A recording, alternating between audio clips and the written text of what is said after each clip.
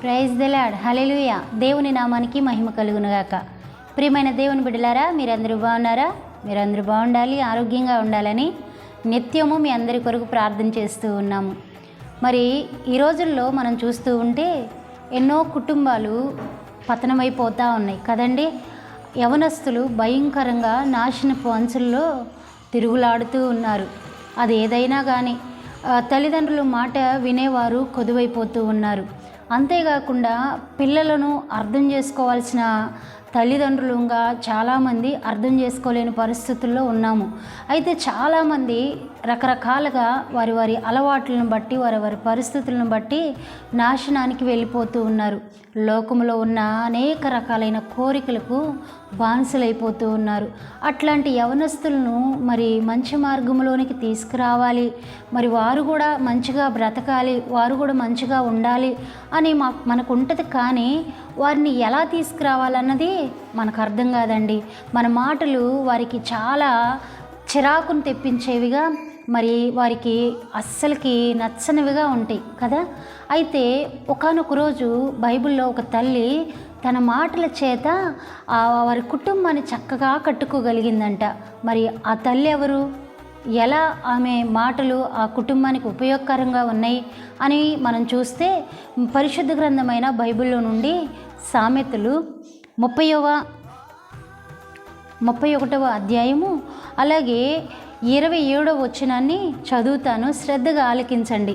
సామెతలు 31వ అధ్యాయము 27వ వచనం. ఆమె తన ఇంటి వారి నడతలు బాగుగా కనిపెట్టును, పని చేయకుండా ఆమె భోజనము చేయదు. హల్లెలూయా. తరువాత 26వ వచనాన్ని కూడా మనం చదివితే, జ్ఞానము కలిగి తన నోరు తెరచును, కృపగల ఉపదేశము ఆమె బోధించును. హల్లెలూయా. దేవునికే మహిమ కలుగునుగాక. నిజమేనండి, చాలామంది తల్లులు, ముఖ్యంగా మనమేనండి, స్త్రీలమైన మనము, తల్లులమైన మనము మన పిల్లలను సరిగా వారు ఎలాగూ దేవునిలో మరి ఉండాలో అలాగూ వారిని మనం స్థిరపరచాలి. అయితే దేవుని వాక్యంలో ఇక్కడ ఒక స్త్రీ, ఒక తల్లి కనపడతా ఉంది. ఆమంట జ్ఞానము కలిగి తన నోరు తెరిచిద్దంట. అయిన దానికి కాని దానికి ప్రతి దానికి మనం మన పిల్లల మీద చిరాకు పడిపోయినట్లు, వాళ్ళని ఇసుకిచ్చినట్లుగా చెప్తే వారు మన మాట వినకపోగా మన మాటకు వ్యతిరేకులుగా మారిపోతున్నారు కదా.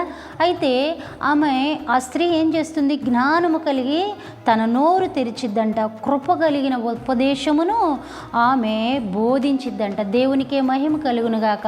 నిజమేనండి, జ్ఞానము కలిగి ఉండటం ఎంత గొప్ప భాగ్యమో తెలుసా.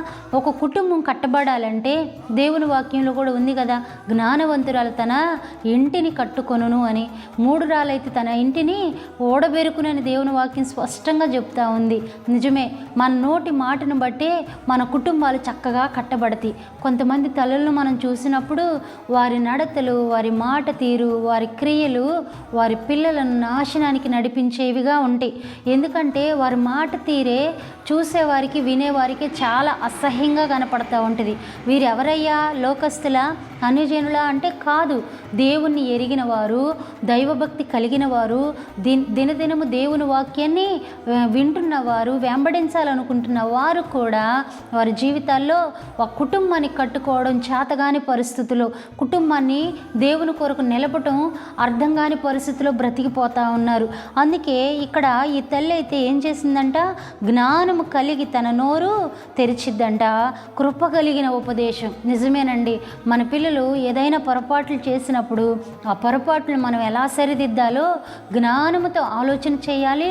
వారిని చక్కగా మన పక్కన కూర్చోబెట్టుకొని వారితో మనం కలిసి అసలు వారు ఎందుకు చేస్తున్నారో తెలుసుకొని దానిని బట్టి మంచి ఉపదేశం, మంచి మాటలు వారితో మనం మాట్లాడాలండి. ప్రేమ కలిగిన మాటలు మాట్లాడాలి. కొంతమంది తల్లులు మనం చూస్తే వారి అసలు ఆ కుటుంబాన్నే పట్టించుకోరు. తిన్నామా, పని అయిందా, ఇంకా అట్లాగే ఉండిపోతారు. ఆ తల్లిదండ్రులు ఆ పిల్లల్ని అస్సలు ఏమాత్రం మరి క్రమపరుచుకోవాలని ఆశించరండి. నిజంగా ఆ పిల్లల జీవితాలు ఇప్పుడు చూస్తే ఎంతో భయంకరమైన పరిస్థితులు. ఎందుకంటే ఈ తల్లికే క్రమం లేనప్పుడు పిల్లలకు క్రమం రాదు కదా. తల్లులమైన మనం క్రమపరచబడి మరి చక్కగా క్రమపరుచుకుంటే ఆ పిల్లలు సరిగా ఉంటారు. అయితే మనం ఏం చేయాలయ్యా అంటే, ఇక్కడ ఈ స్త్రీ ఏం చేస్తుంది? జ్ఞానము కలిగి తన నోరు తెరిసిద్దంట, కృపగలిగిన ఉపదేశం బోధ చేసిద్దంటండి. దేవునికే మహిమ. అలాంటి బోధ మనం చేయాలండి. ఈ భయంకరమైన దినాలు ఎక్కడ చూసినా రకరకాలైన అలవాట్లు, అంతేకాకుండా మత్తు పదార్థాలు వింటున్నాం, చూస్తున్నాం. చిన్న వయసులోనే తాగుడుకు బానిసలైపోతున్నారు, చిన్న వయసులోనే మత్తు పదార్థాలకు బానిసలైపోతున్నారు. మరి అలాంటి పిల్లలను మనం ఎట్లాగే వదిలేద్దామా? కాదు. దేవుని సన్నిధిలో వారిని మనం సరిచేసుకోవాలంటే సరి అయిన మంచి ఉపదేశం, కృపగలిగిన ఉపదేశం, కృపతో కూడిన ఉపదేశం, ప్రేమతో కూడిన ఉపదేశం వారికి చేసి వారిని మనం మన దేవుని రాజ్యానికి సొంతం చేయాలండి.